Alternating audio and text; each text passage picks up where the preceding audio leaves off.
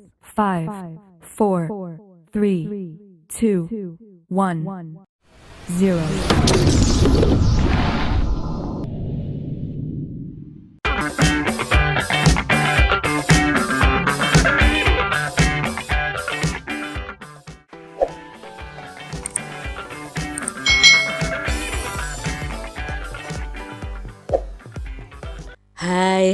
Hai. Selamat datang di channel YouTube Kak Citra. Apa kabar adik-adik semuanya? Kak Citra berharap kalian dalam keadaan yang baik, sehat dan siap untuk belajar ya. Nah, hari ini kita akan belajar bersama-sama untuk mata pelajaran tematik kelas 3. Kita belajar di tema 3, benda di sekitarku, subtema 2, wujud benda, pembelajaran yang ke-6. Mari adik-adik kita belajar dengan penuh semangat. Adik-adik, aneka wujud benda itu sebagai anugerah Tuhan. Benda diciptakan Tuhan dengan beraneka ragam wujudnya. Pernahkah kamu membayangkan jika wujud benda hanya satu? Apa yang akan terjadi adik-adik? Setiap benda itu mempunyai sifat dan fungsinya masing-masing. Adik-adik telah mempelajari benda dan sifatnya. Adik-adik, coba kalian masih ingat tentunya ya, bahwa wujud benda itu ada 3. Ada padat, cair, dan gas. Lalu kalau menurut kalian, wujud benda itu hanya ada satu saja, semua adalah benda padat. Apa yang akan terjadi adik-adik? Nah, kacau ya adik-adik, kalau tidak ada benda gas kita tidak bisa bernafas. Kalau tidak ada benda cair kita tidak bisa minum, tidak bisa mandi dan lain sebagainya. Maka wujud benda itu diciptakan Tuhan beraneka ragam itu supaya membantu manusia. Coba adik-adik amati bagan berikut ini. Nah, benda itu dibagi menjadi 3 wujudnya, yaitu padat, cair, dan gas. Nah, benda padat itu sifatnya bentuknya tetap, bisa dipegang. Contohnya meja, kursi, buku, dan bola. Lalu benda cair itu sifatnya bentuknya berubah sesuai wadahnya dan bisa dipegang. Lalu contohnya ada air, sirup, minyak goreng, oli, bensin, dan lain sebagainya. Berikutnya ada wujud benda gas. Nah, benda gas ini sifat-sifatnya bentuknya itu berubah-ubah sesuai wadahnya, memiliki volume dan massa yang berubah-ubah. Ya, kemarin kita sudah belajar bahwa volume atau massa suatu benda gas itu berubah-ubah, dan banyak benda gas yang tidak bisa kita lihat adik-adik. Yang bisa kita lihat adalah asap dan awan. Nah, benda gas ini tidak bisa dipegang. Contohnya ada udara, asap, oksigen, gas dalam balon, dan lain sebagainya. Pilihlah satu tempat untuk melakukan pengamatan adik-adik. Lalu perhatikan benda-benda yang ada di tempat tersebut. Lalu kalian bisa mencatat benda-benda yang ditemukan pada tabel seperti berikut ini. Nah, Kak Citra di sini sudah memberikan contoh tentang pengamatan Kak Citra. Nama bendanya adalah buku. Nah, bahan pembentuknya apa itu buku? Oh, bahan pembentuknya adalah kertas. Lalu wujud bendanya apa? Padat, cair, atau gas? Ya, buku itu wujud bendanya adalah padat. Lalu fungsinya untuk apa? Oh, untuk dibaca, untuk menulis, untuk menggambar, dan lain-lain. Lalu ada nama benda yaitu air. Bahan pembentuknya ya air ya adik-adik ya. Lalu wujud bendanya itu termasuk dalam benda cair. Nah, kegunaannya atau fungsi benda itu untuk mandi, minum, menyirami tanaman, dan lain sebagainya. Lalu benda yang Kak Citra amati berikutnya adalah meja. Nah, meja itu terbuat dari kayu, termasuk dalam benda padat. Nah, fungsinya apa? Untuk meletakkan suatu benda, untuk belajar, dan lain sebagainya. Lalu Kak Citra mengamati udara. Waduh, udara nggak bisa diamati, tetapi bisa dirasakan adik-adik. Nah, bahan pembentuknya ya udara, wujud bendanya adalah gas, dan fungsinya itu untuk bernafas makhluk hidup, khususnya itu adalah oksigen adik-adik.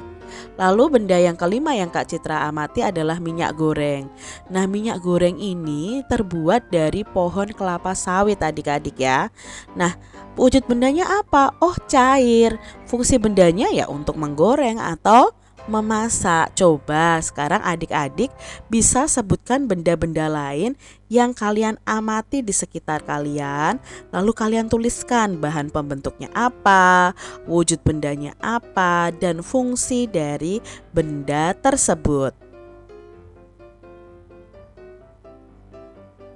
Siti sedang memperhatikan timbangan untuk menimbang bayi.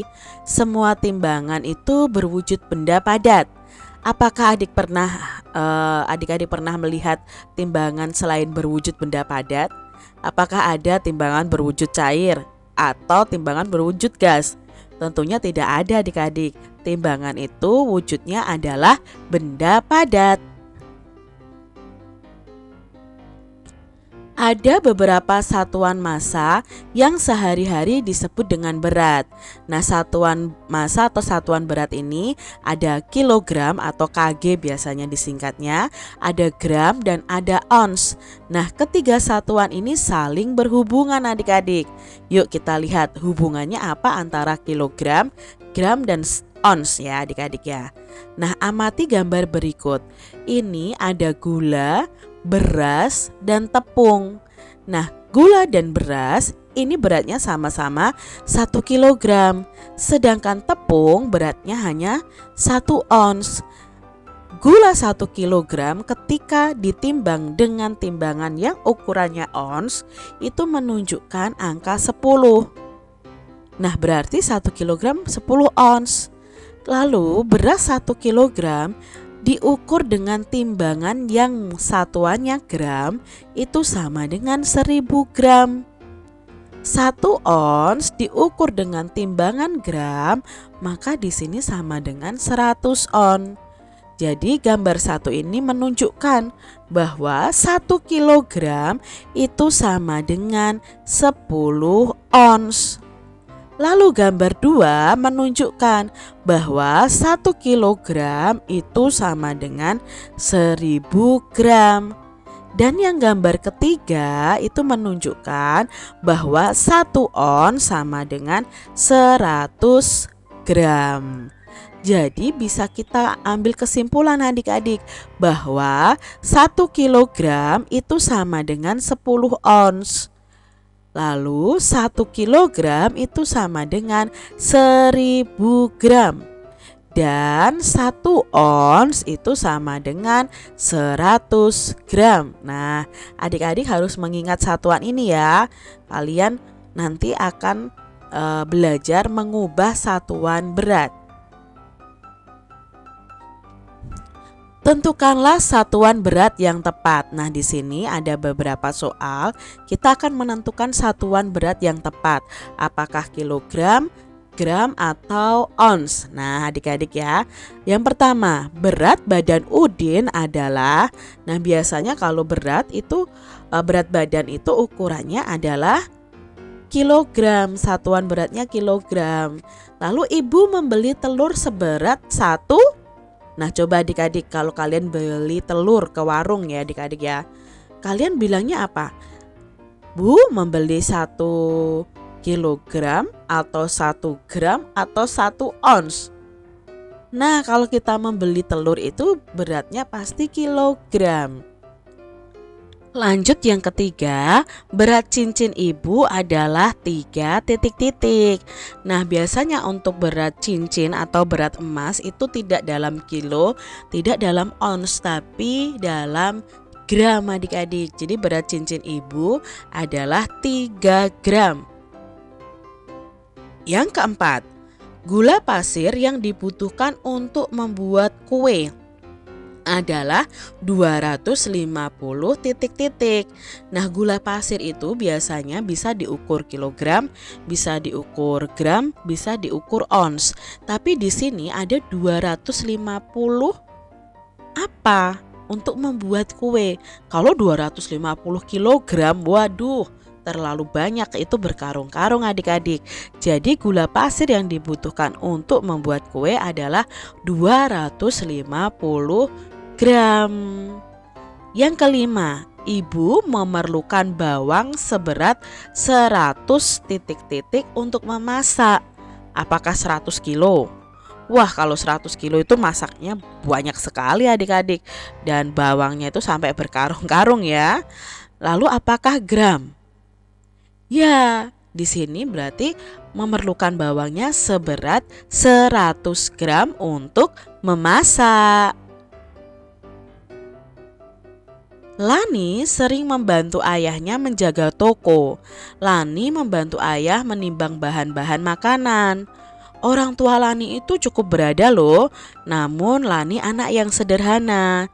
Hidup sederhana adalah hidup yang sesuai dengan kebutuhan. Hidup yang tidak berlebihan dalam menggunakan hartanya. Adik-adik, Lani ini sebenarnya orang yang kaya, tetapi mereka tetap hidup sederhana. Lani juga selalu membantu orang tuanya. Nah, coba adik-adik kalian bisa diskusikan bersama dengan teman-teman kalian ya. Lingkari kata-kata berikut yang sesuai dengan hidup sederhana. Nah, di sini ada kata rendah hati, mubazir, pelit, secukupnya, boros, berlebih-lebihan, cermat, berbagi, sombong, dan hemat. Nah, mana kata-kata yang sesuai dengan hidup sederhana? Yang pertama, rendah hati. Rendah hati itu artinya tidak sombong adik-adik. Nah, apakah ini sesuai dengan hidup sederhana? Ya, ini sesuai dengan hidup sederhana. Lalu ada kata mubazir. Mubazir itu membuang-buang barang misalnya yang sebenarnya masih bisa dipakai. Apakah itu termasuk hidup sederhana? Tidak ya adik-adik. Pelit itu juga tidak hidup sederhana ya. Walaupun hidup sederhana ya kita tidak boleh pelit. Secukupnya. Ya, secukupnya itu termasuk hidup sederhana. Boros. Nah, kalau boros tidak hidup sederhana. Berlebih-lebihan. Tidak juga adik-adik. Cermat. Ya, hidup sederhana itu juga harus cermat. Tahu mana yang menjadi kebutuhan, mana yang tidak kebutuhan kita. Mau berbagi. Nah, hidup sederhana itu juga mau berbagi adik-adik. Sombong? Oh, tidak ya, hidup sederhana itu kita tidak boleh sombong juga. Hemat. Ya, hemat ini termasuk salah satu hidup sederhana. Mengapa sikap sederhana itu penting diterapkan dalam kehidupan sehari-hari? Ya, alasannya sikap sederhana itu penting diterapkan dalam kehidupan sehari-hari, yaitu dengan bersikap sederhana kita akan lebih pandai bersyukur adik-adik atas segala sesuatu yang Tuhan berikan. Sikap sederhana akan mengajarkan kita untuk lebih menghargai barang dan uang, serta mengajarkan kita untuk tidak boros. Jadi jangan boros ya adik-adik ya. Nah, di sini ada 3 contoh sikap hidup sederhana dalam kehidupan sehari-hari, yaitu yang pertama, bersikap sederhana dalam berpakaian, makanan, dan minuman. Tidak menggunakan barang-barang mahal. Yang penting itu bersih dan pantas. Yang kedua, bersikap sederhana dalam belanja, yaitu hanya membeli barang-barang yang dibutuhkan saja. Yang ketiga, contoh sikap hidup sederhana adalah bersikap sederhana dalam menggunakan kendaraan dan barang elektronik. Jika masih layak untuk digunakan, maka tidak usah membeli yang baru dulu. Itu tadi 3 contoh sikap hidup sederhana adik-adik. Nah, demikian tadi pembahasan kita di mata pelajaran tematik kelas 3. Semoga video ini bermanfaat ya untuk adik-adik semuanya. Dan jangan lupa untuk kalian terus belajar hidup sederhana. Lalu kalian bisa belajar untuk menghitung berat suatu benda dan lain sebagainya. Terima kasih sudah menyaksikan video dari Kak Citra, dan sampai jumpa lagi di video pembelajaran Kak Citra selanjutnya. Tuhan memberkati. Jangan lupa tekan tombol subscribe, lalu tekan loncengnya, tekan juga tombol like, lalu share ke media sosial kalian. Jangan lupa untuk ikuti media sosial Kak Citra. Terima kasih.